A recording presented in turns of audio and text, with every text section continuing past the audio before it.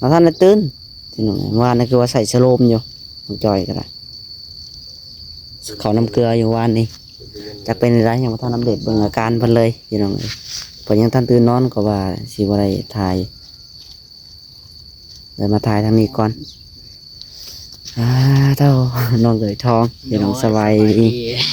อยากกองอยู่ตัวท้องปล่อยเริ่มปลาดุกชั่วกิน มีปลาดุกชอบกินมั้ยจ๊ะปล่อยมันมาชั่ว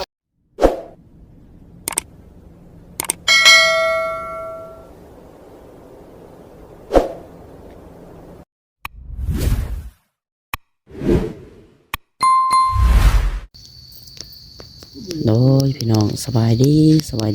สดีพ่อแม่พี่น้อง FC ที่หักแพง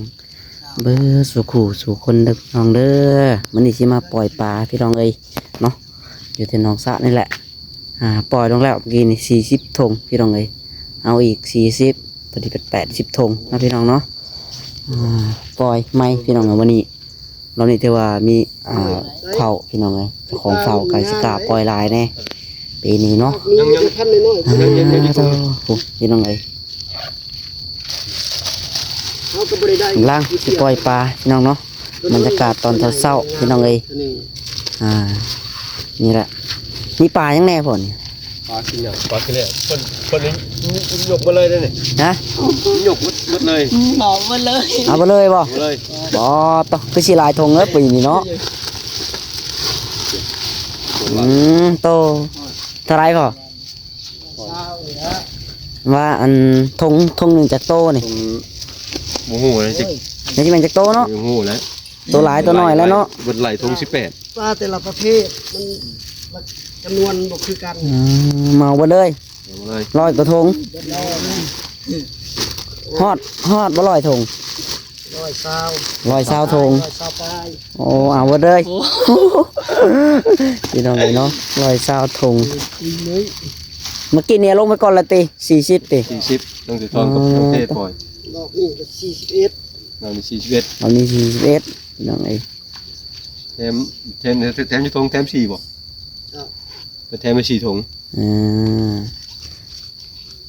จดไว้เลย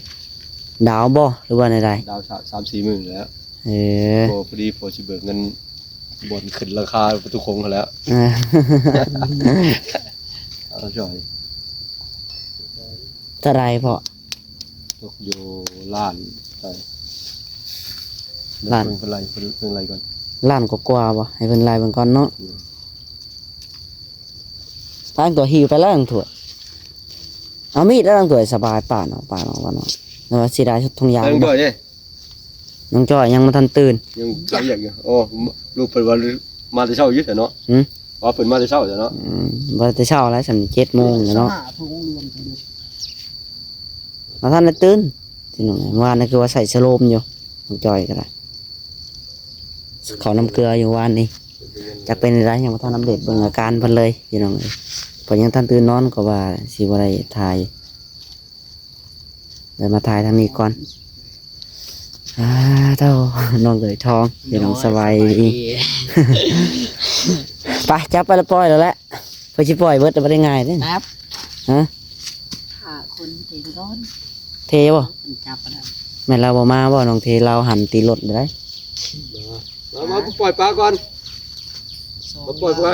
ปลาช่วยแน่เมาบนรถเลยนี่น้องเทเราหันนันตีรถเลยหันนันพันไทยรถพอดี2 ล้าน1แสน1,000 2 ล้านบ่อ๋อเลยเพราะว่าเขาก็ล่างน้องใหม่เลยนี่ว่าล่างน้องใหม่เขาว่ามีปลาสวบปลายังอยู่บ่ยังอยู่ปลาคอยังปลาคอตัวนึงไหลฉวบอยู่อย่าน้องกินบ่เบิดดอกหลายโตมันกินรสพอดีเอาเห็ดกับดักเอาใส่กับดักเห็ดจันเห็ดยางให้มันเข้าเนาะ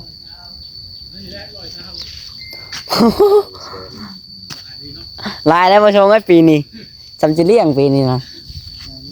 มีแต่อันซื้อแยงขี้ยางแล้วนะพอเนาะกัดตรงหุ่นเนาะกัดข้างในแล้วปีนี้บ่ได้แล้วปล่อยลายไปดิสวัสดีพ่อชงบรรยากาศยังเศร้าๆอยู่อย่างนี้ลงไปแล้ว40 ถุงเมื่อกี้นี่ตัวทองเราปล่อยแล้ววะอันนี้ถ่ายบ่ทันใช่ 80บ่จักอยู่นี่ 85 ป้า ตัว85ถุงตัวนี้ลงตัวนั้น40ไปจับไปน้องเอ้ยมีเจ้าของเผาบ่ย่านดอกปีนี้แต่ละปีปล่อยบ่ได้เผาเบิดบ่เจ้าของบ่ได้กินซ้ำจักไปทางใดเบิดจักวันไปจักวันทางใดบ่จัก บ่ย่านเจ้าของอยู่ โอ้ทุกอย่างกองๆอยู่ตัวท้องปล่อย แต่ว่าเริ่มปลาดุกชั่วกิน มีปลาดุกชอบกินมั้ยจ้ะ ปล่อยมันมาชั่วใกล้ๆลูก โอ้ พอก็ชั่วปลาแห้ง ส่วนนี้ดีวะเตรียมแหมาควางแม่มาเลยนั่นพอแห้งแล้วเนาะ ชั่วได้น่าแจกหุ่นบ่ปลาดุกจะเบิกเลิกเนี่ยปล่อยจะได้ขึ้นปลาดุกเลยเจนทั้งหมดโต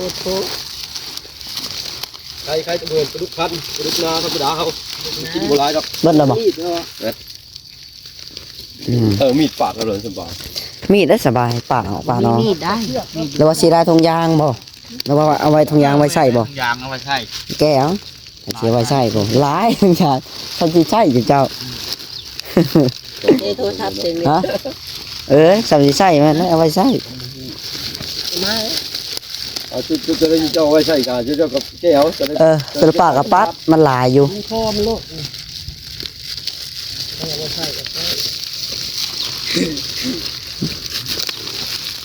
เนาะพี่น้องเนาะ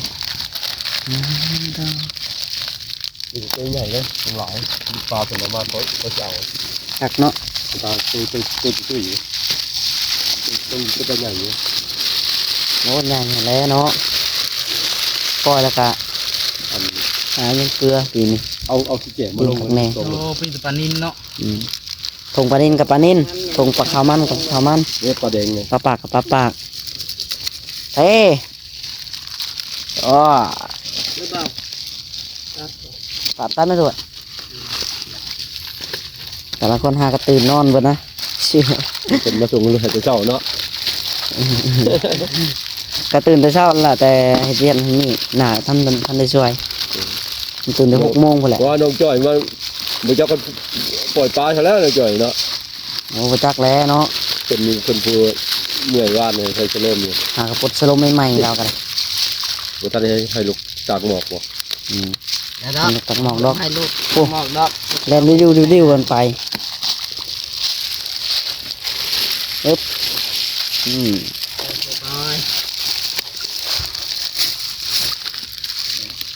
ของผู้ปล่อยจ่อยเลย โอ้เมาลาเบิดเนาะปล่อยซอย พี่นาว่ามาเยี่ยมยามกันเด้อ เจ้า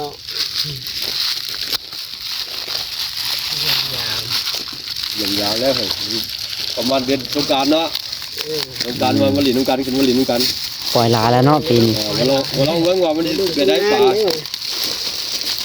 มันสิใหญ่หรือมันสิอยู่หรือสิรอดเนาะ เป็นไง จะเอาหรือว่ามันสิเบิดตอนปลาอยู่ในหนองได้กินบ่ โอ้บ่เบิดดอกกระดูกธรรมดา อันนี้ว่ากินเอาเบิดดอกมันหลายอยู่ นะเขาดูดเลยเขาบนดูดนี่มีทิศอยู่ ถ้าเฮาบ่ได้ดูดมาปล่อยเบิดแท้นี่ก็คือดำต้มเก่งเลยเนาะ ยังหลายดอกต้องมีข้างนี่แหละตอนน้ำจานเนาะ ธรรมดาเด้อมันสิกินสิคอยบักลาตัดทีมาแต่น้องเทิงแล้วพวกน้องบ่ได้เพาะ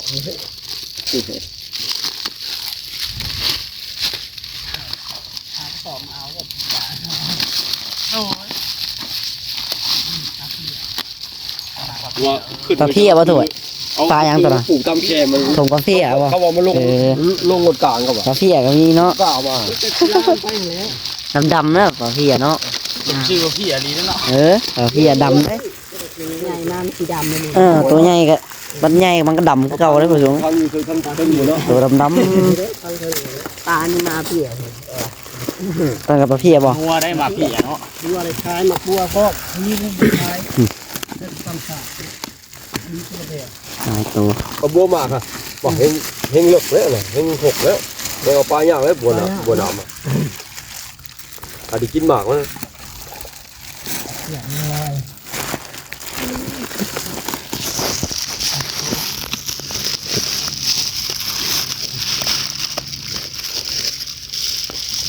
ปูปู เขามัน โอ้โห ตายไปกินเลยปลาดองยิงเลยมาแล้ว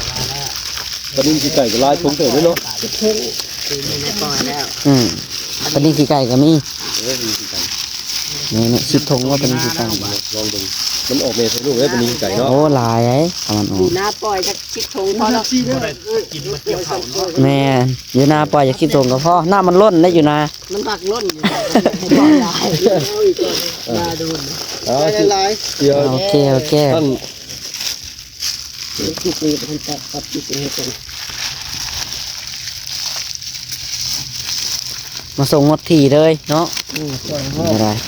บ่ให้พร้อมเนาะ ปล่อยให้ฟอก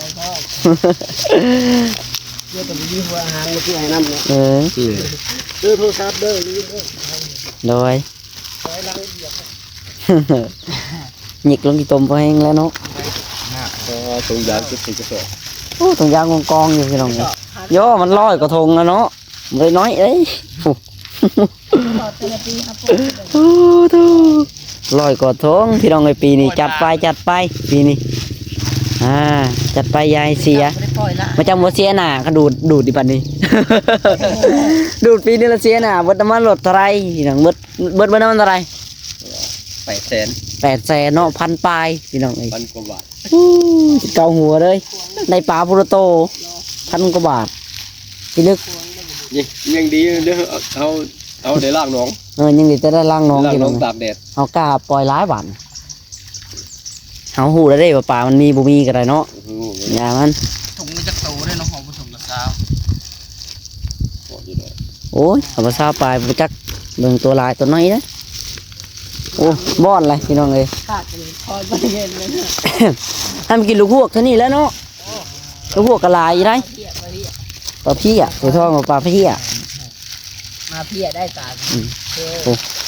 ดำๆลอยไปเลยพี่น้องเอ้ยโอ้โต ง่ายเบิด น้ำก็ยังสีขุ่นๆอยู่เอ้ยพี่น้องเนาะน้ำเพราะว่าน้ำมันนี่เฮาเป็นตกไม้แน่น้ำเฮาก็ขึ้นมาเนี่ยพี่น้องดูดไปแล้วจนเบิดแล้วล่ะน้ำฝนตกไม้มันขุ่นๆแน่ปลาแหลมโดนปลาแหลมจังใสเนาะฝนตกโดนพี่น้องหลายๆเทื่อก็ใสแหละ น้ำน้อย น้ำก็ได้ ดำอยู่ยี่ห้น้ำลาย ถ้าว่าอยากใส่ไว้นี่ต้องใส่น้ำยังไงแบบให้น้ำใสไว้ มันไปถึงช่วงเดทที่พวกนี้นำเนี่ย ใส่หินสมด้วยเนาะเขาว่าเนาะ เบิ่งแม่มือคนปุ๊บ เอาปุ๋ยหวานเลยก็ได้ ปุ๊บเอาปุ๋ยบ่ ขาว ปุ๋ยขาวเนาะใส่ไว้เนาะ ขาวหวานขาวหลายอยู่เนาะ สบายแล้วข่อยข่าวมันข่าววันนี้หุบบนหลบเลย แล้วก็ลูกได้อีกแล้ว ยังไปเช่าอยู่เนาะแล้วหลอกมาหอดไข่แล้วกันนะต้องไปหาเอาอีกแล้วก่อนเราอะ เอาอีกเลยเดียว ถ้าเราก็ปล่อยจนเจ้าแล้วเอ้ยไปก่อนเราอะ เอาอีกจังน้อยเราจะไปยังน้องเราก็มาหาย เอาอีกลาดเอาบนหลบเลย หลับน้ำเราเอาจนเบิดเลยเนาะว่า นี่ว่าวัดเมาช่วยข่อยแน่เป็นบนหลบเมาช่วยแน่ ที่บอกเราว่าเอาเท้าทง เท่าทงดี เราเลยมาส่งให้ เบิดมัน ยิ้มเปื่อยแล้วเนาะจะบอก ปูไม่ได้มาร้อยปู วัดเลย ปูไปเลยพี่น้องไปทั่วไปเลย เคยว่าเมาวัด โอ้โต มีตัวปลาเนี่ยหมดเลย ว้าย ยิงเบาหลบ ร้อยกระทงแล้วเนาะ ยิงเขาจัง เบิ้งพี่น้องในปีนี้สิปล่อยสิเกลือทักแน่บ้านนี้ว่าจะเงินน้องหลาก็อยู่ติดแล้วบ้าน เราใช้นั่นเลยทีให้พอเก็บมาลงเนื้อจะสองหลด แกมาถอกหัวจะ ตักใส่กระสอบ ยังเยอะ กระสอบใส่ทองใส่ลงไว้ ลืมตรงปลาก็ได้ ลงอยู่วางพุ่นนะลงเจงเลยลงไว้คนเดียวเลยมันก็เหตุกิน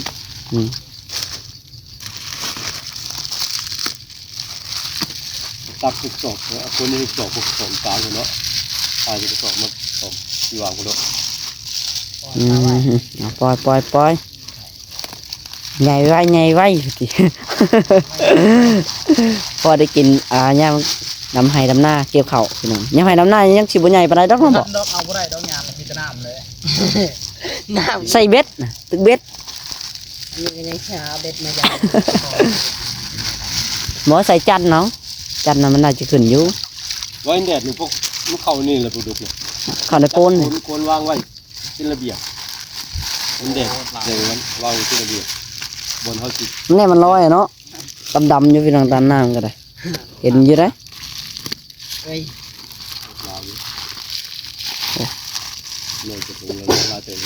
เอาไว้เอาเบิดแล้วบ่บาทนี่ ยัง นี่หมดแล้วทงสุดท้ายยางสิบคูณครับ มันอยู่ ใส่ไปเด้อ ฮะ เอาต่อไปใส่ทุ่งก่อน เกรียมไปก่อนเด้อว่ากี่ขั้นเก็บช่อยว่าบ่แห้งแล้วเนาะ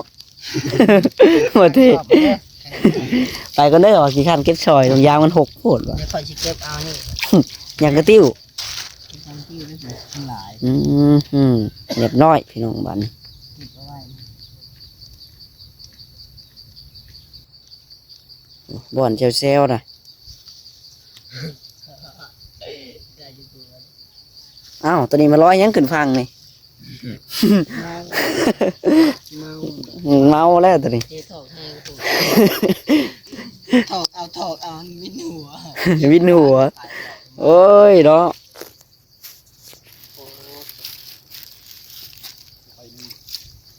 ซื้อลูกบานเนาะ ดูดเทือหนาไม่เอาเทือหนาไม่ ไปกันก่อนไปประกอบไทยต่อ ประกอบไทยต่อบ่ปรับไทยอันอยู่ให้น้องจ้อยบ่เดี๋ยวตามไปครับพี่น้องเลยเดี๋ยวไปต่อคลิปต่อไปเนาะเดี๋ยวคลิปนี้ก็เป็นคลิปปล่อยปลาพี่น้องเอ้ยแต่เช้าๆเลยบรรยากาศเนาะครึ้มเลยพี่น้องครึ้มฟ้าครึ้มฝนอยู่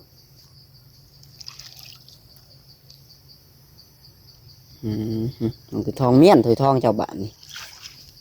ใส่ทางพอเราไปหากระสอบใส่อยู่สอบไม่ใส่ทองยาง มึงก็ถือยางยาว หมาซันซิเลียงคักปีนี้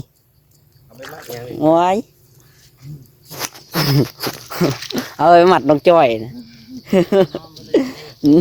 หมออย่างกะตีมัดไว้น้องจ้อยบ่ให้เราไป หลายเลย กินข้าวน้ำเกลือพี่น้องเลยน้องจ้อยก็ได้ นอนเด็กโพด